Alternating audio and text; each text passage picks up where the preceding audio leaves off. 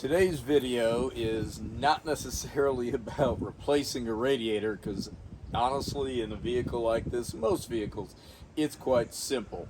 What this is about is the sad state of affairs of replacement parts, just the quality or lack thereof, because all of these things are made in China, or most things, and the quality, again, lack thereof, is just atrocious. So I'm going to show you here in a second. I'm going to grab the camera and show the this is a Murray radiator for the 83 F-150. I'm going to show you how there's virtually nothing that matches or is the same, and if it fits, it'll go in, but it won't necessarily fit. So let me grab the camera and show you how all of this is going to go.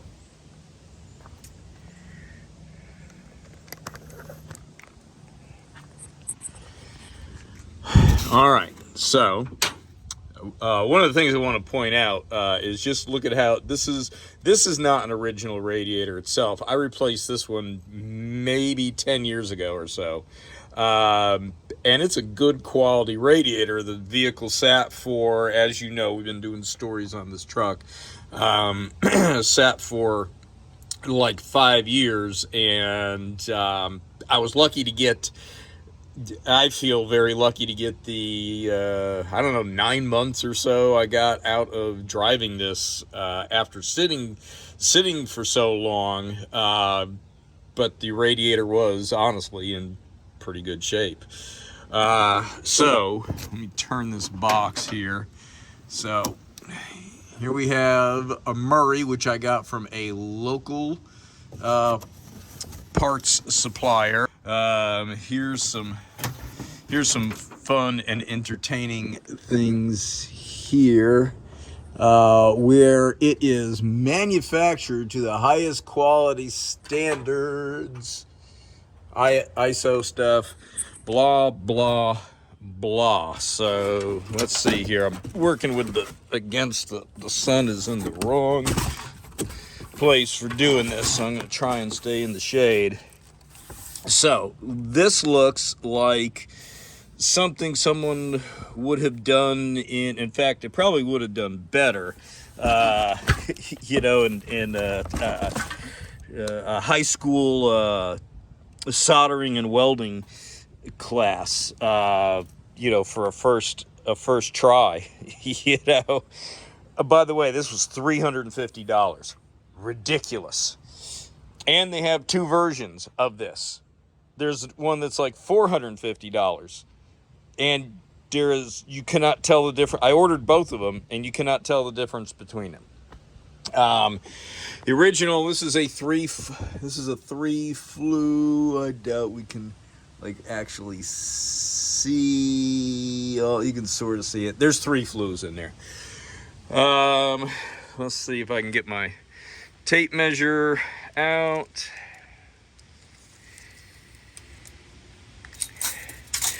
And so going inside to inside are like 27 and a half, and then to the outside, it's like it's the perspective here. It's really like 28 and 5/16 or so. So going now, reaching down to this one here, which has really no, this is like, you know, there's no like super defined ends to the tanks. They're kind of rounded and humped over. So let's see what we have here. We have 27 and it's close, 27 and 7/16. And then now going to the outside, that's where it's really fun, because I mean, there really is no outside, but we'll call that over there, the outside, and let's see, with the sun and everything, what am I getting? Again, it's hard to say because it's like an imaginary point in space we're trying to measure to, and I'm trying to hold the camera, the ruler, and since there's nothing to lock onto, it just jiggles around. I don't know, 28 and a quarter ish to, again, it's hard to say. So I'm going to, again, to take the radiator out, not that hard. I just generally drain them by popping off the bottom hose.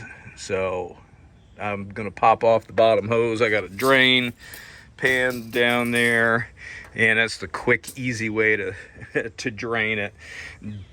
Pop off the two hoses, and because the heater hoses don't come up to this radiator, and the two trans cooler lines, and pop it out, and we'll drop the other one in and see what happens. So while the purpose of this video is really more about the frustration with the quality of the made in China replacement radiator, no reason at this point not to not to show a few things on actually replacing the radiator. So always use a back wrench, you know, so hold one fitting, and then actually when I take this adapter fitting out, I will actually put a wrench around this much larger fitting here, which looks to be very close to, you know, and it's somewhere between 7/8 and an inch. So anyhow, you just always use a back wrench, taking off and putting on. This is your trans cooler line. Let's see, let me also grab this. This is your top clamp radiator bracket, and I did fit this beforehand. Let's see if the camera's loose enough I can take it out, and it is. So, and also had test fit the let me zoom back out on this. I haven't test fit the hoses yet, so that test fit will happen when I put it in. So you know, one of the first things I did was check this cap to make sure that fits. And let's see, while I'm in here, might as well show you that this is just like one giant flue all the way across, as opposed to three smaller flues. So does it work? Find out. And somehow magically this thing actually fits, which is a total shock and surprise, and you know, maybe not quite as snug as how it would with a defined shape. Let's see how we are on this side. We are kind of wiggly jiggly on this side. Now, mind you, this rubber's a tad worn. It's the original 1983. I might put a little bit of some sort of rubber up in there to shim it, but that seems to fit. So I'm gonna put the finish getting this radiator out, and we'll be putting the new one in. Okay, so a few other little tidbits of advice here. You're gonna have to transfer these clips from the original radiator to the bottom of the new radiator, which actually, believe it or not, does have slots cut for it. Who would have thunk? So I guess word made it all the way back to China on that. This is where the fan shroud sits down in here, and you might have to give it just a little tippy tap to get it in there. I used the new supplied fittings, which of course the ones I had on the radiator I took out were a 5/8, which makes sense, it's SAE, but these are 17, and they They also were kind enough to put this very detailed sticker on there. And if you read across the bottom here, you can very clearly see that that says if you have threaded transmission fittings to use 16 Newton meters, which is also 12 foot-pounds. But I can assure you, and I mean, everybody's reading along there, right, on that bottom row.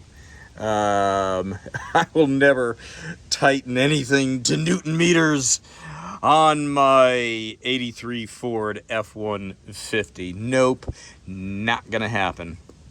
And I did also test fit to make sure that my fittings up here on the in and out for the transmission line fit, and also did do a quick cleanup with a wire brush, which is of course out of reach. But anyhow, yeah, give those a quick cleanup, test fit, make sure these fit in to the adapter fitting. So without further ado, I'm going to just drop this in. I'm going to shut the camera down, drop it in, and connect everything up, fill it, and we'll see what happens. The radiator I just took out of the 83 F-150, which, by the way, was not the original. It was a replacement, but a very high quality replacement. As you can see, it had brass tanks on it and such, 3 flues, and you can see the it was leaking right down there. So, of course, leaking at the bottom, that kind of made it a bit more urgent to fix this, replace it as soon as possible. And all the Rock Auto and all the online places did not have it was just unavailable. So my one of the local parts houses happened to be able to get this. They did not have it on hand, but was able to get it the next morning. So just gonna check a few things and about to do a startup on this. I've got the initial coolant in there, but as soon as you crank it and the pump turns, it's going to suck it down. And then I will run it until the thermostat opens here. I'll monitor with the with this, and you'll see it'll all of a sudden it'll get sucked down and start flowing across, and that'll get all the air out of it and can put the rest of the coolant in there. So something you need to pay attention to on these years of trucks, and again, this is an 83 F-150 with a 302, and I've got it pulled out of the way, but you can see the hose does come with a guard, the lower radiator hose, that this thing was always precariously close to that. So I'm going to make, maybe with just an old can and some clamps or some flashing, a guard around here. I've kind of rotated the hose out of the way, but you can see now it's on the it's chafing on the corner of the, and it looks like it might have been doing that anyhow, on the corner of the leading edge of the steering box. So I've got it kind of torqued and twisted this way, and I've got the hose kind of like not all the way up against the radiator, so it could be pushing back, because if you pull it all the way forwards, then you're pulling it pulls up right on this power steering pump belt. So that is just something to double check, because that's one of those things that's a silent killer. You won't notice it right away, and you're going down the road, and it's only going to happen at night, uphill, when it's raining, that sort of thing. But it'll saw right through that hose, and you are not going to find another one. Not at night in the rain up the hill.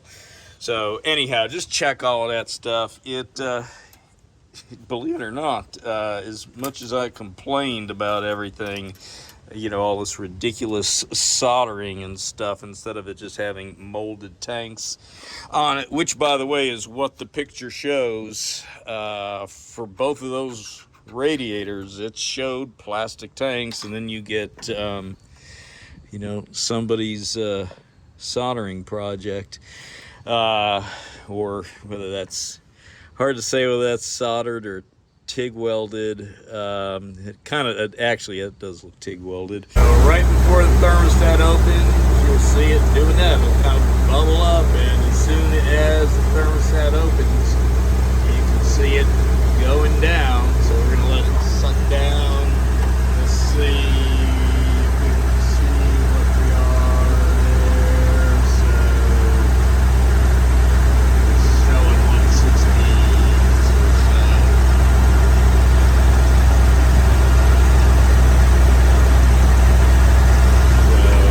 Got a 180 degree thermostat in there. Let's see what we got there.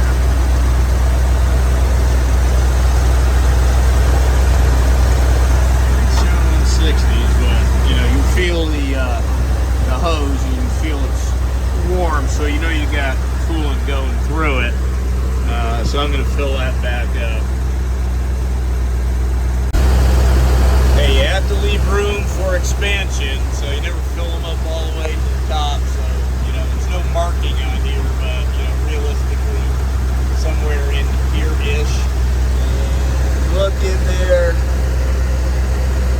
We can see that we do have coolant flowing through it, so that means it's coming in, from our upper hose and flowing across and flowing out.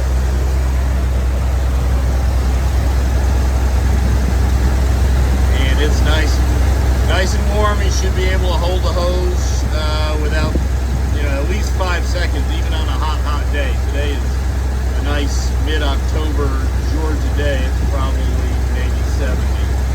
But you should be able to grab that hose and hold it for like 5 seconds, even on like the hottest summer day. So let's see what we're doing now.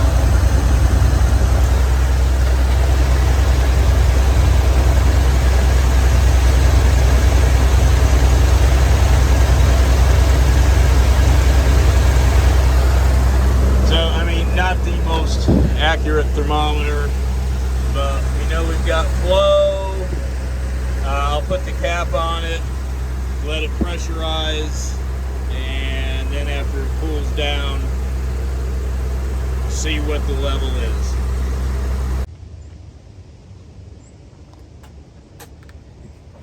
Well, as much as I bellyached and complained and pointed out all the visual flaws in this Chinese replacement radiator that costs $350, that ought to really look a lot better for $350. It should not look like someone's first attempt at soldering. So I was expecting plastic tanks at least on it. Anyhow, darn thing is working so far. I mean, it's only been a few hours, but it holds pressure. Not leaking anywhere. Both transmission cooler and the coolant itself is all holding up. Hoses fit, radiator cap fit and sealed. So now how long it's going to last, I mean, my God, there's like 6 feet of seams soldered on that.